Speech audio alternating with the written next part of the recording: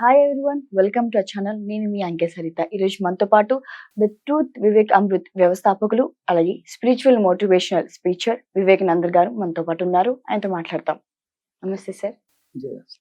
గురువు గారు, మనం గతంలో ఎపిసోడ్ లో మాట్లాడుకున్నట్టు కర్మ సిద్ధాంతాల గురించి కొన్ని వినిపించారు, మాకు క్లియర్ గా ఎక్స్ప్లెయిన్ చేశారు. దాని గురించి మళ్ళీ మాట్లాడదాం, ఇంకా కొన్ని ఉన్నాయని చెప్పన్నారు. ఇంకా దాని గురించి మీరు వివరణ.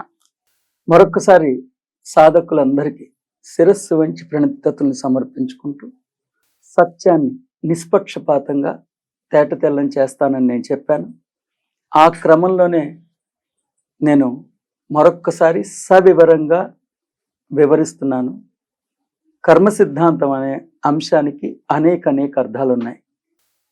వాటన్నిటి జోలికి నేను పోవట్లేదు. కానీ కర్మ సిద్ధాంతం అంటే గత జన్మలు ఉన్నాయని, గత జన్మలో మనం చేసిన పాపపుణ్యాల యొక్క పరిణామ క్రమాలని ఈ జన్మలో మనం అనుభవించి తీరాలని, ఈ జన్మలో మనకు వస్తున్న అనారోగ్యాలు, అకాల మృత్యులు, ఆర్థికమైన సంక్షోభాలు, అవన్నీ గత జన్మలో మనం చేసిన పాపాలకి భగవంతుడు విధించిన శిక్షలే అన్న నమ్మిక గురించి నేను చెప్తున్నా. అలాని గత జన్మలు లేవని నేను చెప్పట్లా, పునర్జన్మలు లేవని కూడా నేను చెప్పట్లా. జన్మలు ఉన్నాయి, కానీ గత జన్మల్లో మనం చేసిన పాపపుణ్యాల యొక్క పర్యవసానాలను ఈ జన్మలో భగవంతుడు శిక్షల రూపంలో విధిస్తాడు. ఈ జన్మలో మనకు వస్తున్న అనారోగ్యాలు, అకాల మృత్యులన్నీ భగవంతుడు గత జన్మలో మనం చేసిన పాపాలకి శిక్షలే. మనం గత జన్మలో తినకూడదు తిన్నాం, చూడకూడదు చూసాం, మాట్లాడకూడదు మాట్లాడాం, లేకపోతే రెండు పాములు కలిసి ఉండగా స్కూటర్ మీద ఎక్కిచ్చేస్తే ఆ పాము చచ్చిపోతూ మన వంక అదో రకంగా చూసింది, అందుకే ఈ జన్మలో నీకు ఈ దోషం అని చెప్తున్నారు కదా. ఆ కర్మ సిద్ధాంతం లేదు. అది లేదని చెప్పడానికే మహనీయులందరూ ప్రయత్నించారు. కృష్ణుడు, శ్రీ మహావిష్ణువు లాంటి మహనీయులందరూ అది చెప్పడానికే ప్రయత్నించారు. ఇది చెప్పినప్పుడు అబద్ధాన్ని విని విని విని విని బాగా అబద్ధమే నిజమని నమ్ముకుంటున్న వాళ్ళందరూ నా మీద దాడి చేయొచ్చు. అందుకనే డిస్క్లైమర్ నేను చెప్తున్నా, ఈ ఛానల్కి సంబంధం లేదు, వ్యక్తిగతంగా నేను బాధ్యుడినే. కాకపోతే మీరు ఈ ఛానల్లో డిస్ప్లే చేసిన క్వశ్చన్ నెంబర్కి ఫోన్ చేసి ఎవరో ఒకళ్ళు స్టాఫ్ ఎత్తుతారు ఫోన్, లేకపోతే ఎవరో స్టూడెంట్స్ ఎత్తుతారు, వాళ్ళకి ఇంత సమాచారం తెలియదు. నిజంగా ఈ అంశం మీద సవివరంగా తెలుసుకోవాలనుకున్నప్పుడు నేరుగా రండి, నేను వివరాలు చెప్తాను. చర్చకి నేను సిద్ధంగానే ఉన్నాను.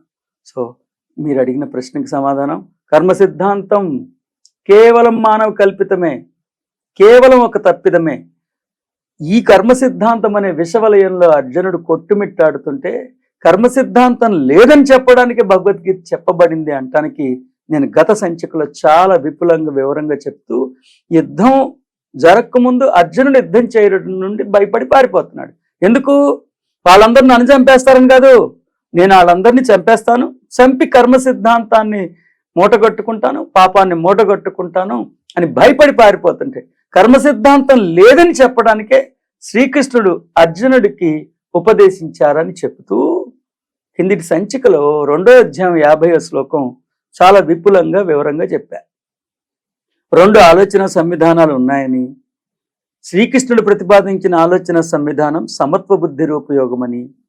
ఓ అర్జున, నువ్వు సమత్వ బుద్ధి రూపయోగాన్ని ఆశ్రయించు.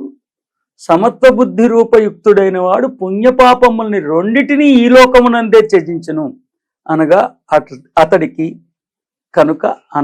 అతడికి ఎట్టి కర్మఫలములు అంటావు అని శ్రీకృష్ణుడు చాలా విపులంగా వివరించారని చెప్తూ మరికొన్ని శాస్త్ర ప్రమాణాలు అందిస్తానని చెప్పాను.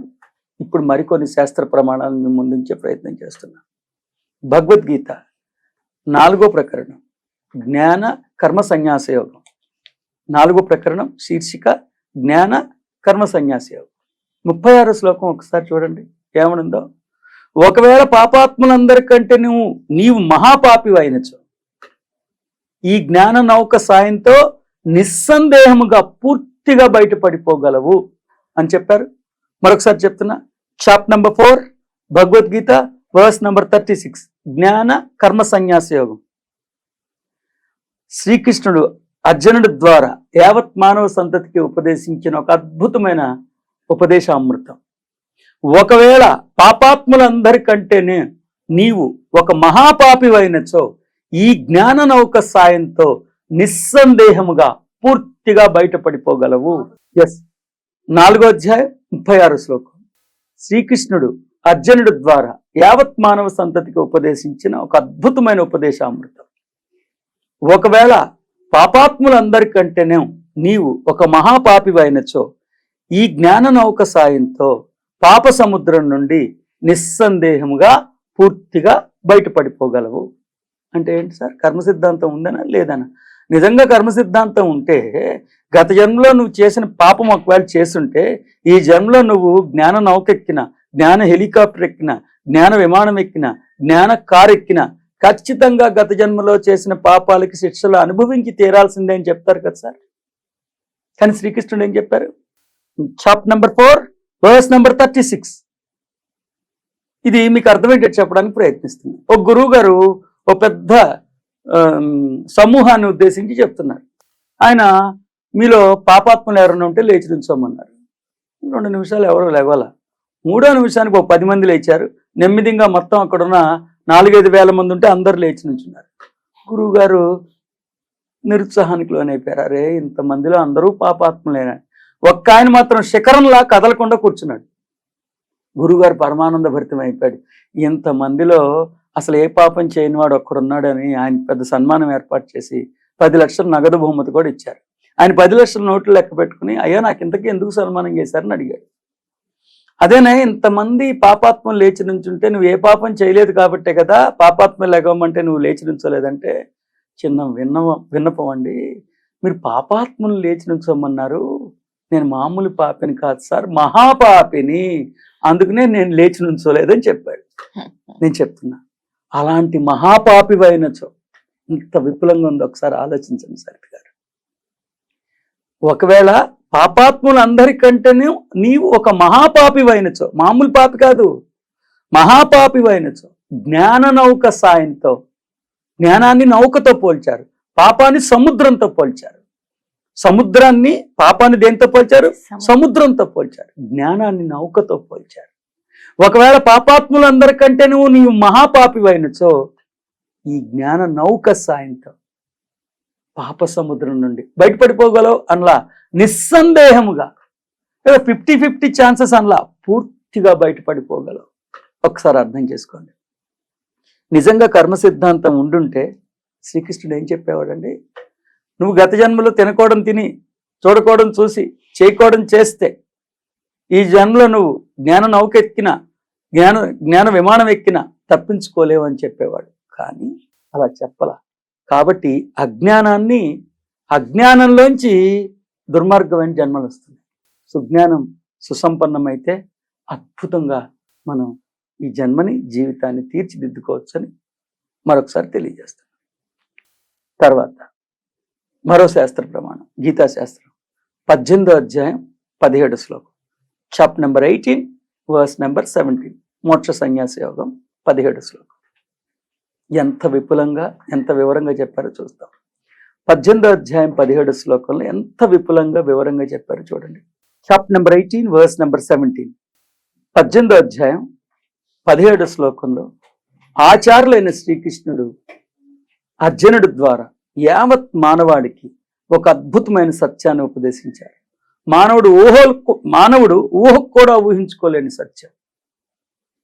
మీ అందరూ పాపాత్ములే, గత జన్మలో మీరు చేసిన పాపాలకు శిక్షలు అనుభవించి తీరాల్సిందే, గత జన్మలో నువ్వు తినకూడదు తిన్నావు, చూడకూడదు చూసావు, ఖచ్చితంగా నేను మిమ్మల్ని శిక్ష విధిస్తానని చెప్పలా శ్రీకృష్ణుడు. చాలా విపులంగా చెప్పారు. Chapter number 18 verse number 17. అంతఃకరణమునందు కర్తృత్వ భావం లేని వాని బుద్ధి ఈ ప్రాపంచికమందు, ఈ పదార్థముల యందు అంటుకొనదు. అట్టి పురుషుడు ఈ లోకములన్నిటినీ హతమార్చునను వాస్తవముగా చంపిన వాడు కాడు, అతనికి ఎట్టి పాపము అంటదు అని చెప్పారా చెప్పలేదో చూడండి. అంటే అంతఃకరణం అంటే ఏంటండి? మన అంతరంగం. అంతరంగం అంటే ఏంటండి? మన attitude, prism and thinking pattern, మన దృక్పథం, దృక్కోణం, ఆలోచన సంవిధానం. మన అంతఃకరణంలో కర్తృత్వ భావము లేని వాని బుద్ధి. కర్తృత్వ భావం అంటే సమయం వచ్చినప్పుడు చాలా విపులంగా వివరంగా చెప్తా. నిజంగా కర్మే డిసైడ్ చేస్తుందా, కర్తృత్వ భావం డిసైడ్ చేస్తుందా? ఒక్కసారి మీ ద్వారా ప్రేక్షకులందరికీ తేటపరుస్తున్నా. ఇన్నాళ్ళు మీరు మీ ద్వారా ప్రేక్షకులందరికీ వివరిస్తున్నా. నిజంగా కర్మే మన భవిష్యత్తును డిసైడ్ చేస్తుందా లేదా ఇంకేదైనా అంశం ఉందా? విలను కర్మ, ఇంకేదైనా ఉందా అని మీ ద్వారా సాధకులకి తేటపరుస్తున్నా.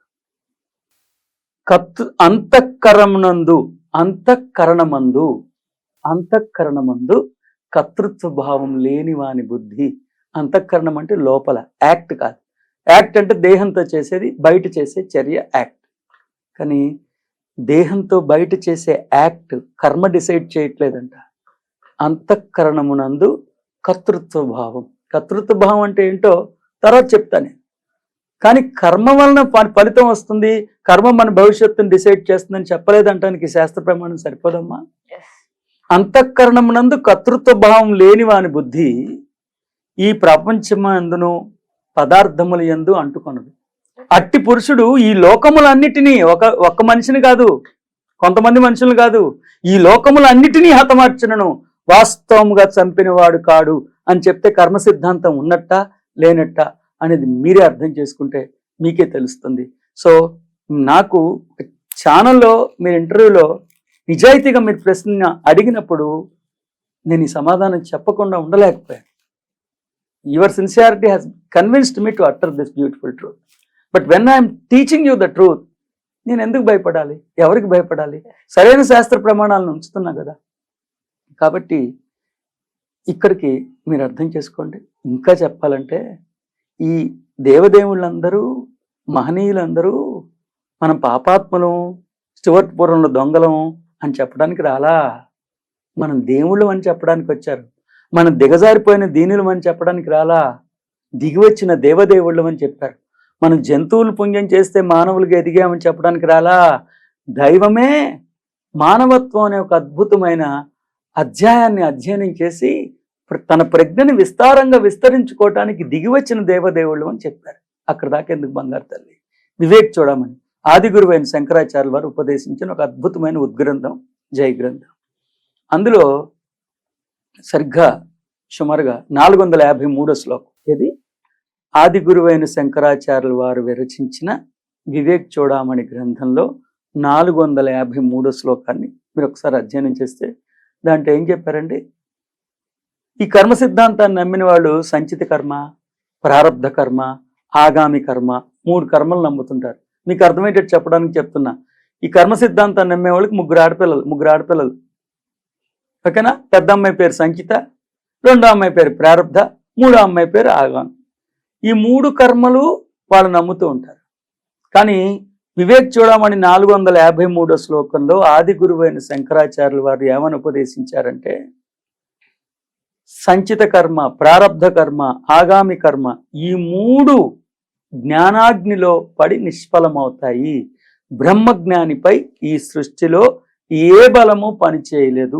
కొంతమంది భావిస్తూ ఉంటారు, అపోహపడుతూ ఉంటారు, ప్రారబ్ధ కర్మ బలీయమైనదని, దాన్ని అనుభవించినప్పుడు మాత్రమే అది నశిస్తుందని కొంతమంది అభిప్రాయపడుతూ ఉంటారు.